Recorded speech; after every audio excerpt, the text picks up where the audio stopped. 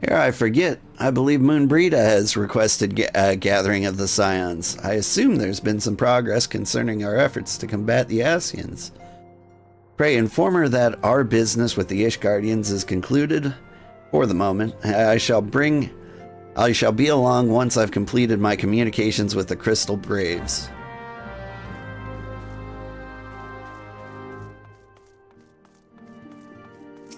Hey, yo. All done with your talk of dragons? Wonderful, because Ascians are next on the menu. Let's hop into the solar, shall we?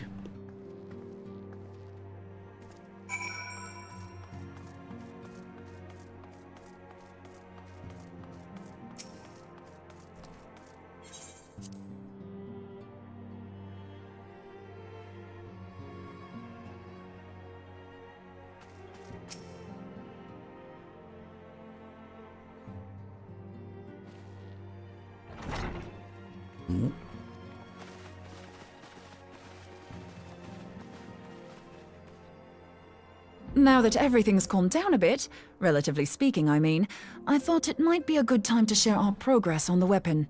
I believe we're on the verge of a breakthrough. Well, don't keep us all in suspense. It really kicked up the voice acting for this, section.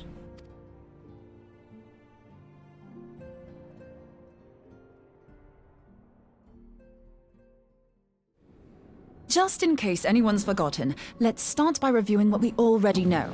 So, an Ascian is an immortal because its soul doesn't return to the ethereal realm when its host is defeated. Instead, it flees to the place that lies between our world and the void. Therefore, the first step to permanently defeating an Ascian is preventing its soul from making this journey.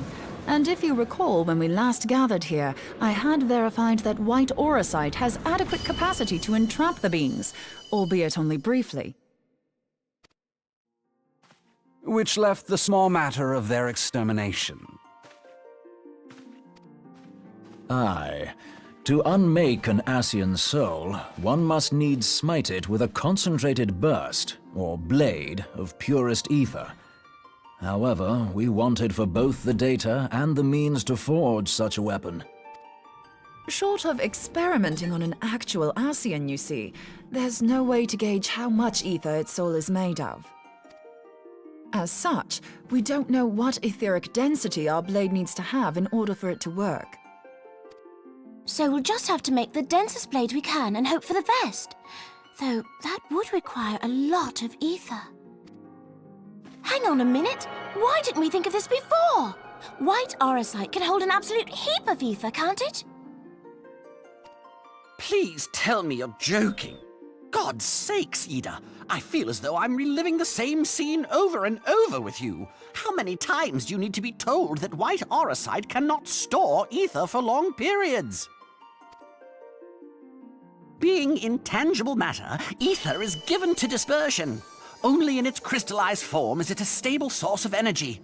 I will test you later on this, so see to it you do not forget. Right, yes. It's all coming back to me. So our hopes rest on good old crystals again, do they? While they are certainly reliable, they leave something to be desired in the area of portability. Indeed. I am reminded of the quantity of corrupted crystals required to thwart Leviathan, and the extraordinary lengths to which the Lamentsons went to transport them. What if it should prove that a similar quantity was needed to destroy an Ascian's soul? Or still more? I do not envy the poor sod who has to lug all of that around, on the off chance that an Ascian appears. That's the very problem we set out to solve. And I reckon we've found the answer. If it isn't practical to lug around the ether we need, we'll just have to draw upon another source. And the only viable source is the land. If you mean to tap the Great River of Ether, know that it will entail considerable risk. Meddling with the currents may well induce a surge like to the one which despoiled Mordona. Aye, Suna. Give me a bit more credit, will you? Why would we need to tap the river when there are veritable reservoirs jutting out all over the land? I speak of corrupted crystals. It might be that their aspect is out of balance, but a crystal's a crystal. It contains ether, and we can help ourselves to it. While corrupted crystals are indeed abundant, there is no guarantee that they will be in close proximity at a crucial moment. But what if we don't need them to be? What if we could tap their power from afar? A malm away, say? If we could do that, we'd have ready access to ether aplenty in almost every corner of Eorzea.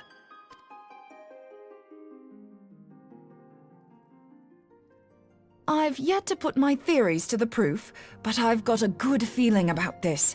If no one has any objections, I'd like to see where this avenue leads. If you think it worth your while, you have my blessing. But tell us, what are your theories? I, for one, am most eager to understand the process, however vaguely. I thought you might say that, but no one wants to listen to boring old theories all day, do they? I know I don't. So with your permission, I'd like to try something a bit more hands-on. I've already built an etheric siphon especially for this purpose, and I've been meaning to try it out. Thing is, the profusion of corrupted crystals in Mordona makes it something of a high-risk testing ground. If anything goes awry with the siphon, it would be better if it didn't happen within spitting distance of quite so much ether. Ideally, I need an isolated specimen. Does anyone know where I can find one? May I suggest northern Thanalan? There you will find corrupted crystals of middling size, standing a reasonable distance apart. Ideal for your needs, I should have thought. Oh, and if you do elect to visit the place, I should be much obliged if you would assist me in another matter while you are in the area. Has something happened? Movement has been observed at Castrum Meridianum. During Operation Archon, the Alliance dealt the stronghold a heavy blow. Its facilities were extensively damaged, and its garrison reduced to a fraction of its former strength. Not long after our forces withdrew, however, their ranks were replenished by reinforcements from Castrum's sentry. They now seek to rebuild, and to this end they have their sights set upon the ceruleum processing plant. Having lost the Empire's support, the 14th Legion lacks the resources to sustain itself. To them, this is a bid for survival, and they will doubtless fight like desperate men. Though I have dispatched the Crystal Braves, I fear their strength alone may not suffice to stay the Imperial assault. I would request the Scion's aid in the defensive effort. If I didn't know better, I'd say you were trying to inveigle us into fighting your battle with the promise of shiny crystals. Well then, consider me inveigled. I won't lie, the crystals you speak of sound perfect, so the Garleans have to go. Besides, we can't afford to beat about the bush. There's no telling when the Arceans will next appear. Thine eagerness to hurl thyself into the jaws of danger cometh as little surprise. Exercise due caution, I prithee. Though you have become a Crystal Brave, you are yet a Scion, Alphino. We could hardly refuse you. Pray, join the Crystal Braves and lend them your support. Thangred and Papalymo shall accompany you. Okay. Ida and Y'shtola, in the meantime I would have you assist Moonbreeder. Scout out the crystal clusters, that the testing may commence as soon as the Garlean threat has been eliminated. If it please you, I shall continue mine own experiments on white aurosite. Thank you, Urianger. Everyone, pray see to your preparations and depart as soon as you're able. Go well, and be safe. You love her? Moon is great? I agree.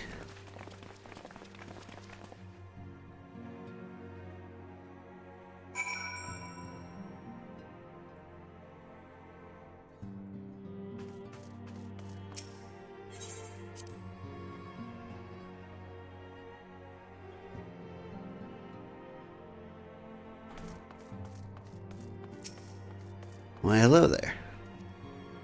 It would seem that events have once more conspired to rob us of rest and recuperation. Though I wish it were otherwise, I must ask you head straight away to the processing plant. The Fourth have already been deployed to the area and await the arrival of the Scions. Wheelred will brief you on the developing situation. Meanwhile, I must rendezvous with Captain Ilberd at the headquarters in Ul'dah. I shall take command of our forces with a lighter heart, knowing that you go to support the front lines.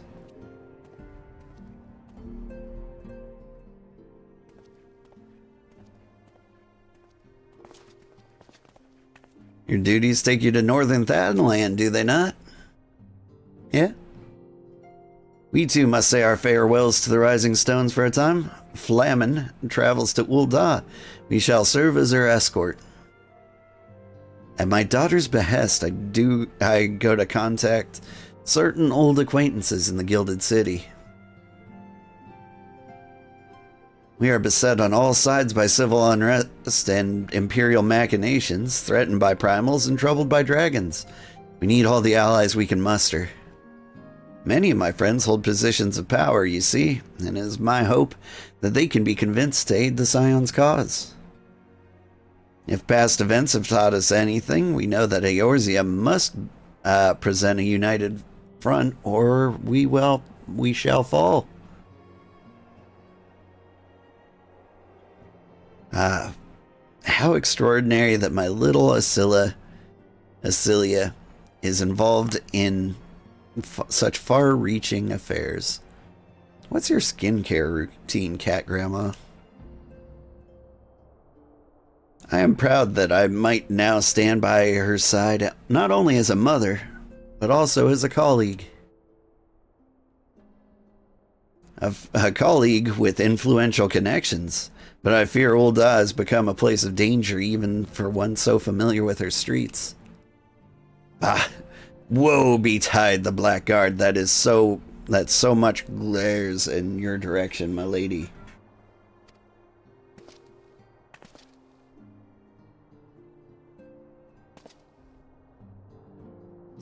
I shall be well protected, it seems. Shall we be on our way then?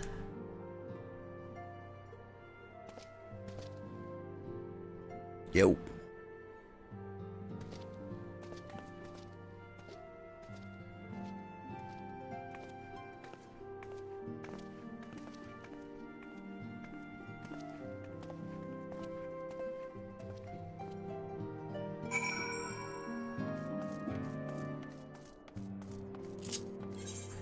Alright, we are going to exactly here. Cool.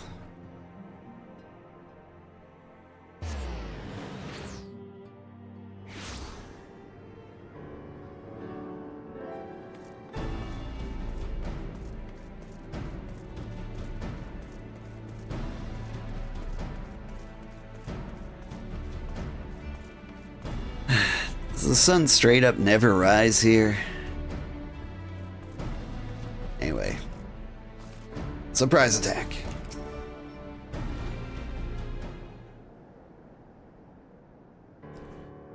Commander Levier sent word that you'd be coming. A veteran of your talents is most welcome. Not that I don't think we can handle the situation, mind you. I've learned a trick or two since that disaster with the Amalja. But returning to the task at hand, the Flames reconnaissance scouts have reported Imperial soldiers assembling at Raubon's push. Such a force is likely interested in only one thing, getting their hands on the resources found here at the processing plant. Hi, kitty. The Garleans could begin marching on us at any time. Speak with Lieutenant Edelstein that we might coordinate our counter strategy. In the meantime, I'll inform the others that you've arrived. No doubt it will be welcome tidings. You having a good morning, kitty?